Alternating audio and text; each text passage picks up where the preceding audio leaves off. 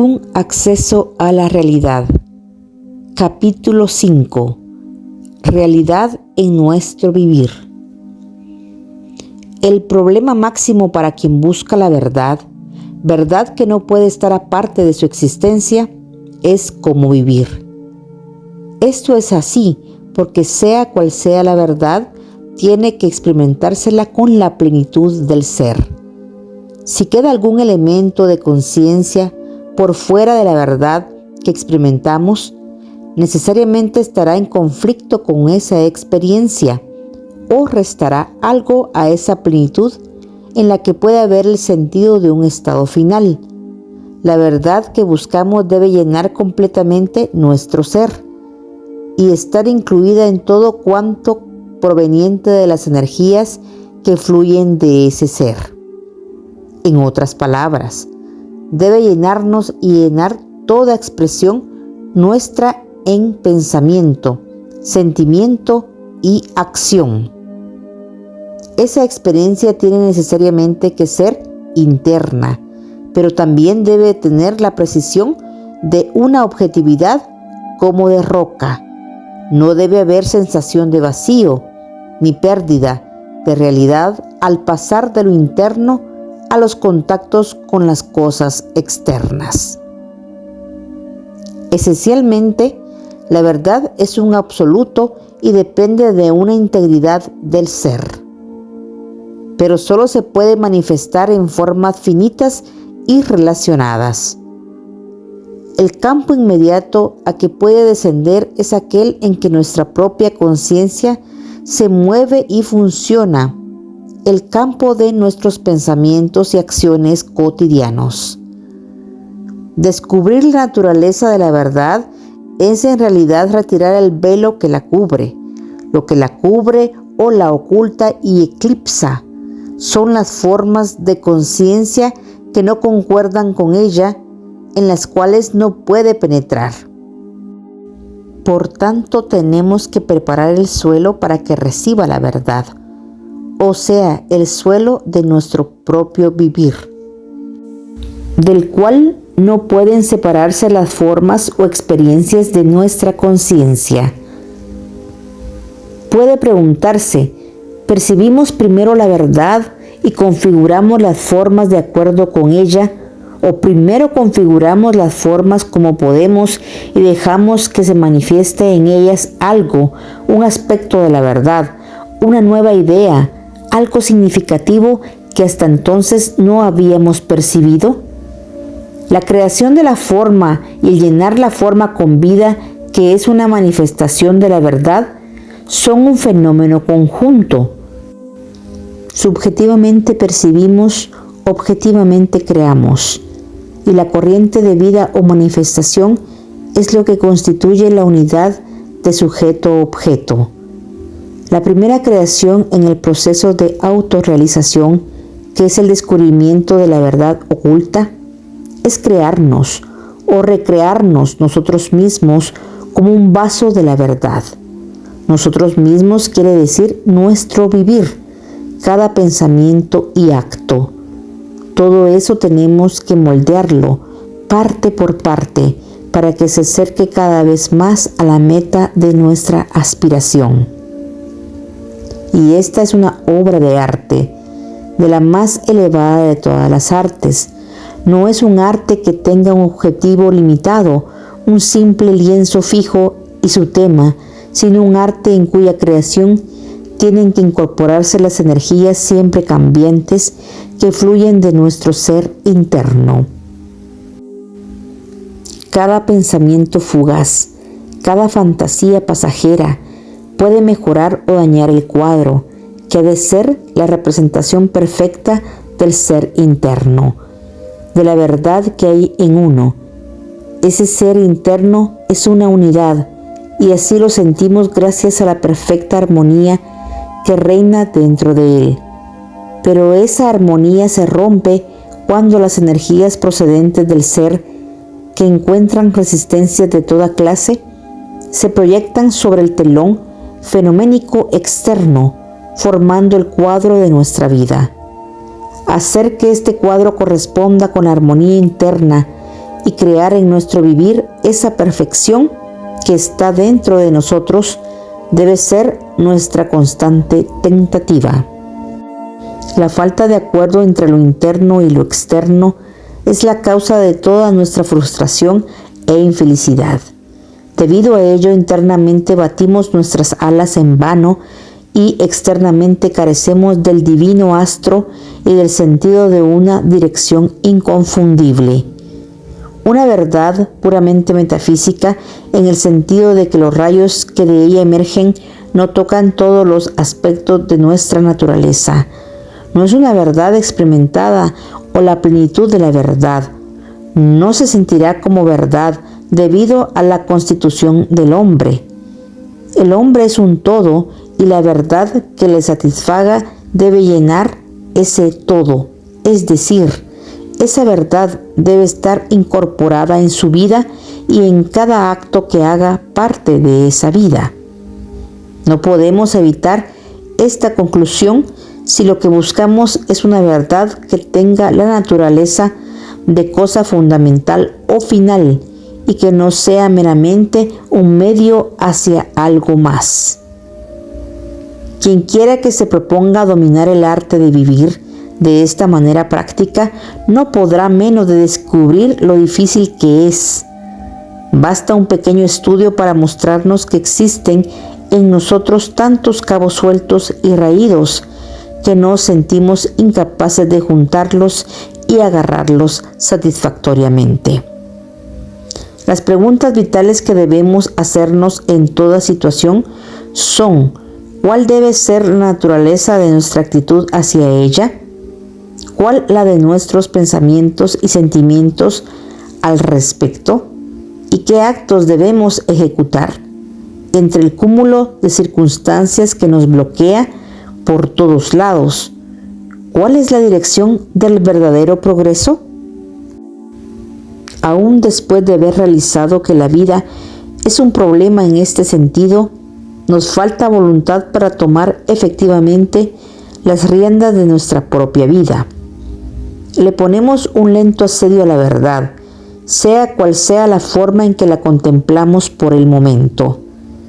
En relación con nuestras experiencias, asume formas diferentes de cuando en cuando, hasta cuando sentimos que vamos bien dirigidos hacia la verdad que buscamos. Parece que no logramos ir más allá del punto ya alcanzado. No hay en nosotros la cualidad de un ataque directo, el espíritu necesario para superar las dificultades y derribar los obstáculos. La tarea es difícil porque incluye muchas tareas y actividades menores. Significa un nuevo modo de vivir, una meta y una orientación completamente diferentes a las que hasta ahora hemos perseguido. Lo que en primer lugar se requiere es que cada uno de nosotros descubra un interés supremo que gradualmente transformará nuestra vida y entonces lo persiga sin desviarse. Muchos preferirían llamarlo un objetivo supremo, un ideal o estado supremo. Sin embargo, la palabra interés es más penetrante, puesto que puede operar en el campo de nuestra experiencia y actividad normal, a la vez que abarca y hasta encuentra un foco principal en lo que está más allá de nosotros. Si nos fijamos un ideal completamente desconectado de nuestras vidas, entonces la causa de todas nuestras cuitas sigue intocada. Podremos tener un ideal, puede ser el de entrar en relación con Dios o algún gran ser. Entonces a ese ser o ideal lo colocamos aparte de lo que consideramos el rebaño común de la humanidad, hacia el cual nos contentamos con ser indiferentes. Quizá hasta despreciamos a nuestro prójimo, porque nuestro ideal está concentrado en ese ideal o ser que profesamos adorar y servir. Hay así una separación entre el objeto hacia el cual miramos, posiblemente para llenar alguna carencia subconsciente, y los contactos e incidentes de nuestra vida diaria. El objeto no es sino una imagen colocada en un compartimiento de nuestros pensamientos, y nuestras actividades, motivadas como antes, continúan deslizándose por los mismos surcos gastados, abiertos por ellas mismas. Los problemas prácticos de nuestra vida, que surgen de las diversas relaciones en que nos encontramos, no se acercan a su solución solo con cambiar el foco de nuestro interés a un centro separado e independiente que para ello hemos creado. Todavía nos falta descubrir el verdadero incentivo o la voluntad interna que pueda tener un efecto predominante en nuestras vidas, y que también esté presente en cada circunstancia o incidente. Nuestro ideal debe ser no el de dejar el mundo antes de haber aprendido a sobrellevarlo y a ayudarlo, ni el de escaparnos a algún séptimo cielo. Debe ser un ideal que esté siempre presente con nosotros, en cualquier parte y en todas. En cualquier punto de nuestras vidas, ese ideal debe capacitarnos para convocar las energías necesarias para encarar la situación del momento en la mejor manera posible.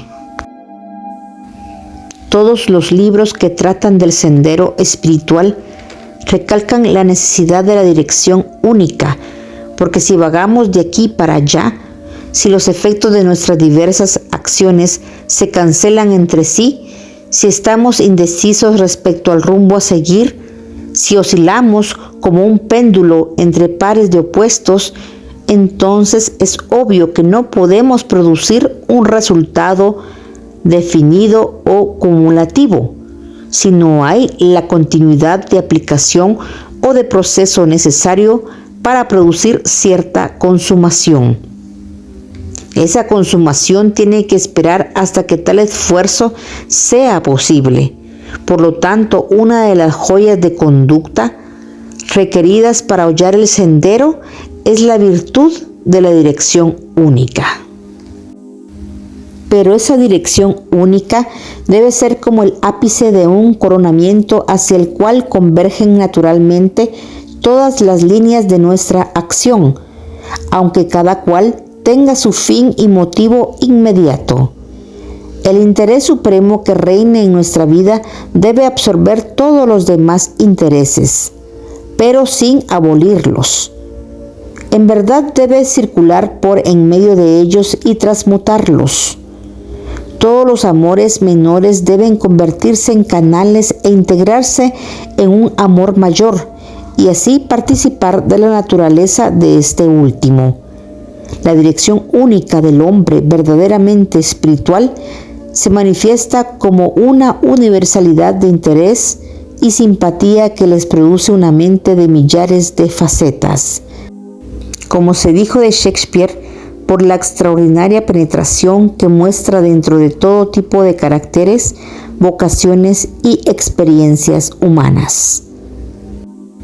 Si hay una constante aspiración hacia la verdad, Dios, estado de ser o cualquiera otra cosa que atraiga dentro de su círculo todo lo demás de menor interés, seremos capaces de vivir de momento a momento con una inspiración que jamás cambia de esencia, aunque siempre varía en forma. El corazón de la aspiración permanece inalterado y su cualidad esencial es la misma, aunque su efecto multicolor varía de una a otra circunstancia. Nuestro estado interior debe estar establecido de tal modo que esté siempre abierto hacia el medio del cielo. O, para variar la metáfora, que gire siempre en torno de una estrella polar que corone con sus rayos benéficos cada aspecto de nuestra vida. El interés que brota de la parte más profunda de nuestra naturaleza es el que es capaz de interminable evolución. y puede abarcar todo interés subordinado y subsidiario que se desarrolle a través de los diferenciantes procesos de la vida. Hasta que hayamos descubierto ese centro en nosotros mismos, donde podamos quedarnos fijos, pero desde el cual seamos capaces de mirar en todas las direcciones de nuestra vida y de nuestra actividad y contactos con el mundo externo. La vida tendrá forzosamente que ser insatisfactoria por un desequilibrio dentro de nosotros que constantemente nos trastorna y nos corroe. Cada uno de nosotros debe tratar de sondear tan profundamente como pueda dentro de sí mismo para ver cuál es su verdadero interés y cómo definirlo a la conciencia externa de su mente. Estamos interesados en los amigos, en toda clase de actividades, en el arte, en varias disquisiciones intelectuales. ¿Hay en nuestros corazones algo con un valor que pueda igualmente encontrar expresión por todos estos canales? Existe en lo profundo de nosotros un principio que en realidad es el corazón mismo de nuestro ser y que es el origen de toda clase de bien, igualmente para nosotros y para los demás.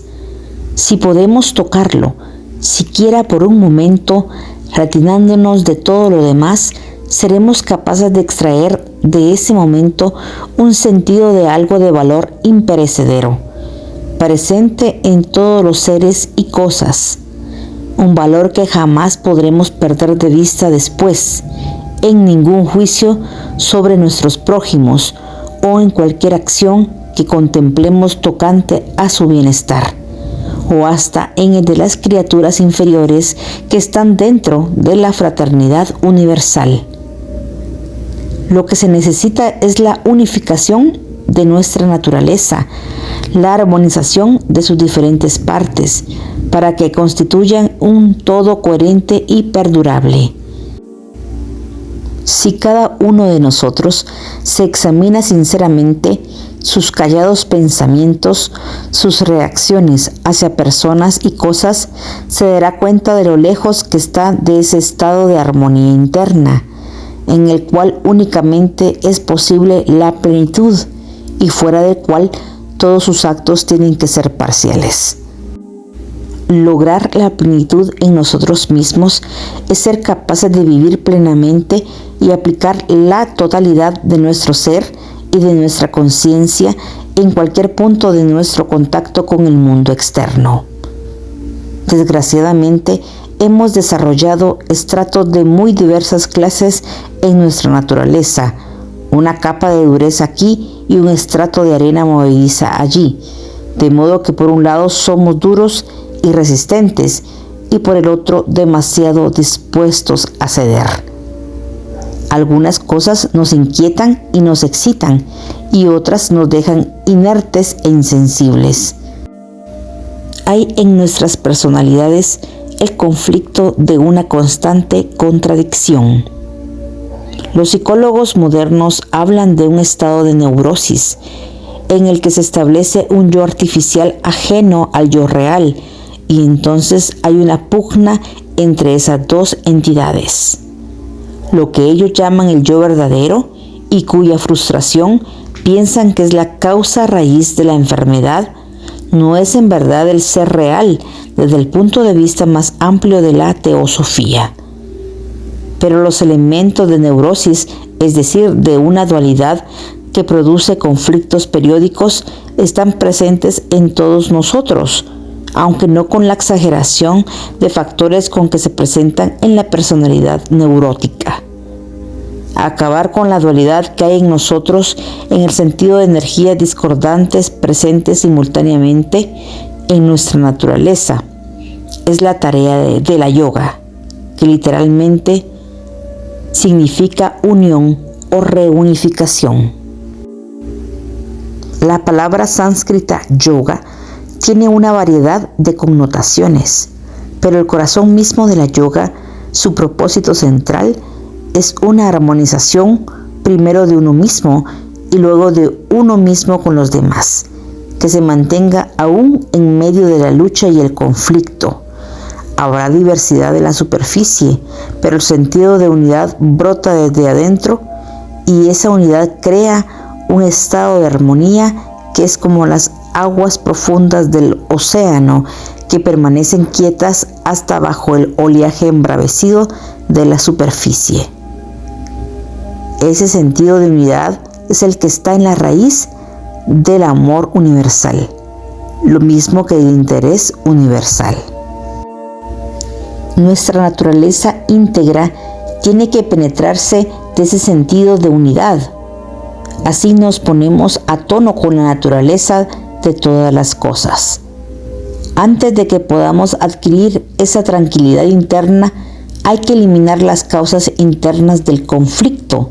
Sin una purificación de nuestra naturaleza entera, es imposible poner en recíproco acuerdo sus elementos constitutivos. Solo lo verdadero puede estar acorde con lo verdadero, por tanto hay que eliminar lo falso. El purgatorio precede al paraíso y el paraíso es una dulce armonía de uno mismo.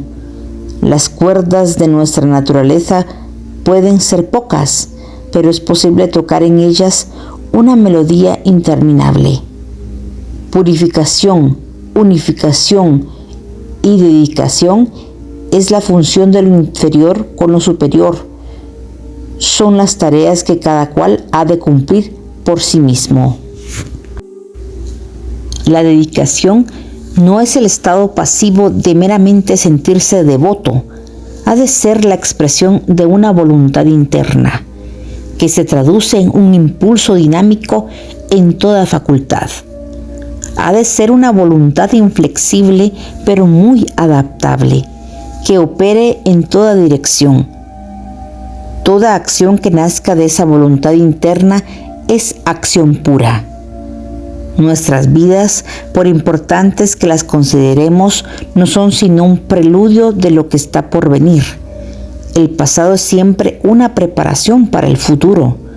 Todo lo que construimos con la naturaleza externa no es sino un andamio para un templo interno.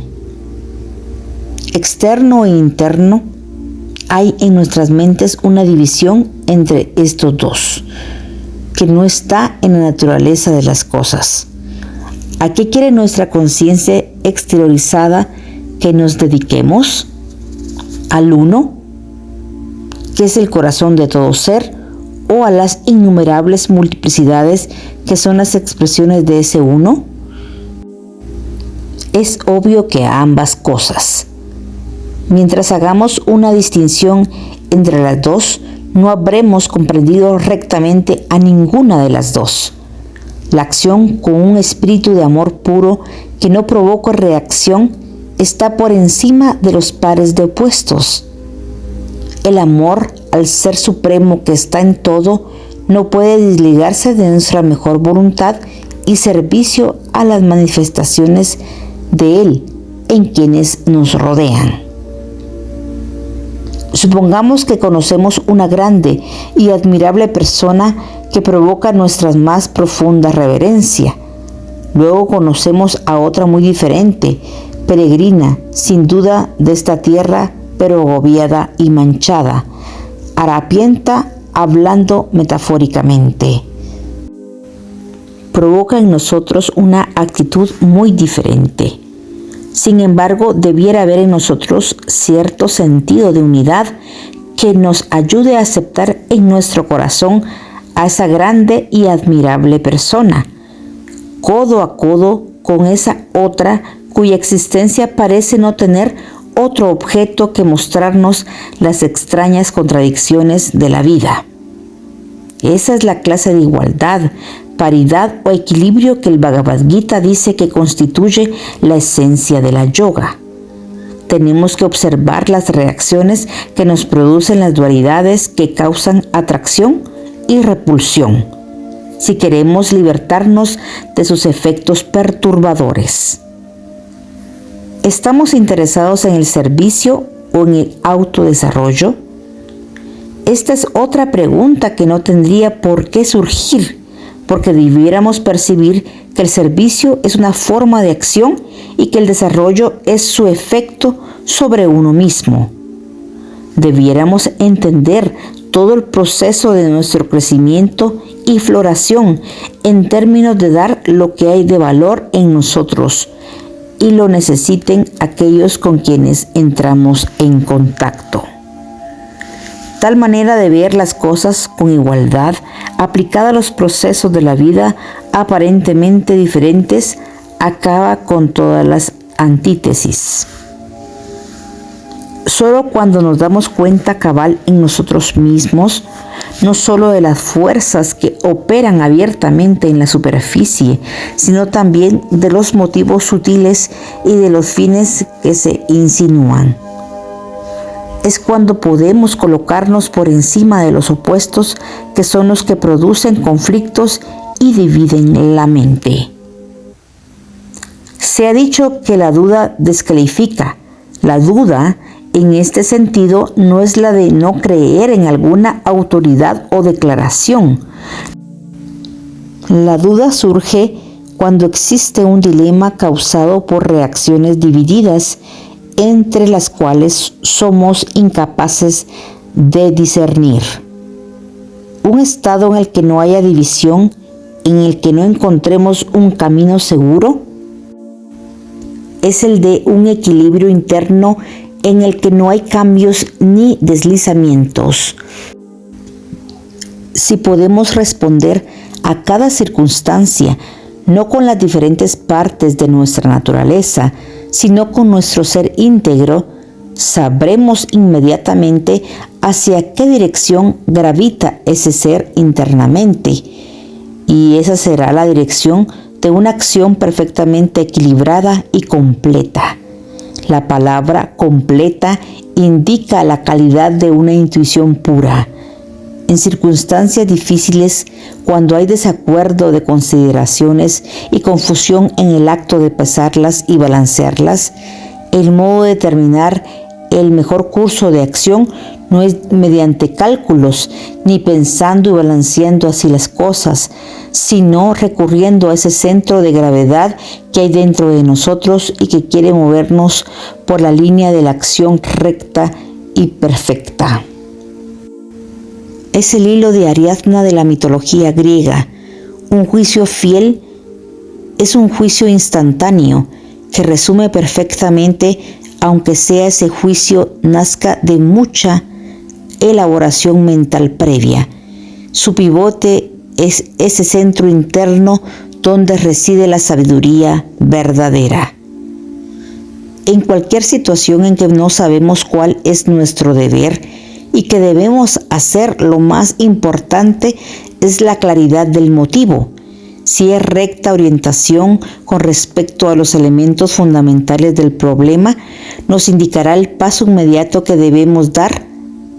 Podemos vivir nuestra vida en un estado de amplia ecuanimidad si hemos descubierto hacia dónde debe orientarse siempre internamente. Para determinar nuestro deber en una contingencia inmediata, necesitamos tener una apreciación del fin o del propósito al que sirve ese deber, pues lo final y lo inmediato están estrechamente relacionados si somos capaces de ver esa relación. Lo final no es sino el propósito más profundo, la aspiración fundamental. Está en las profundidades de nosotros mismos y no en algún sitio distante. La teosofía nos revela un plan capaz de sintetizar en sí lo mejor que hay en cada uno. Desde un punto de vista, el plan incluye no solo las ideas divinas, los arquetipos, sino el conjunto de la evolución en la que cada bien menor no es sino un peldaño para un bien mayor. Es un plan de perfección que evoluciona desde el bien menor de cada uno sea capaz en cualquier momento.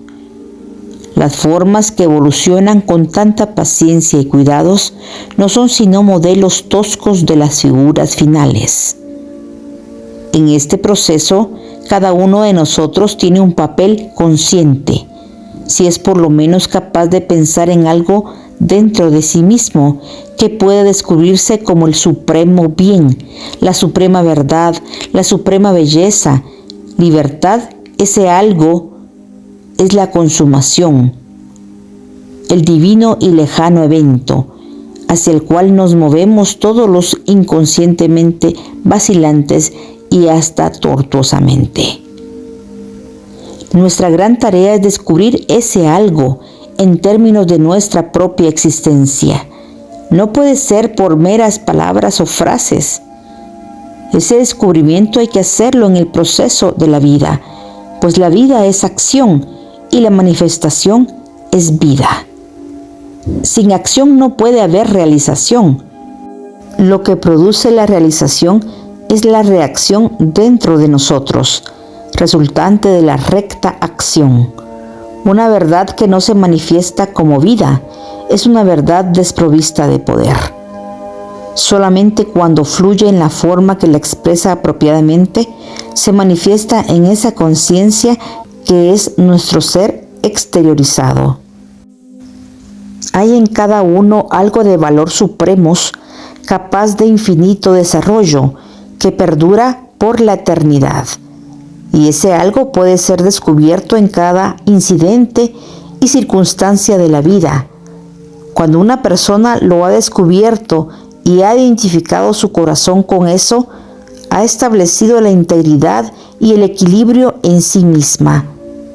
Desde entonces ya no vive como una sombra de su ser plenario, confinada en la cárcel de sus limitaciones, sino como un centro radiante cuyos rayos se posan en toda circunstancia y se reflejan desde todos los ángulos.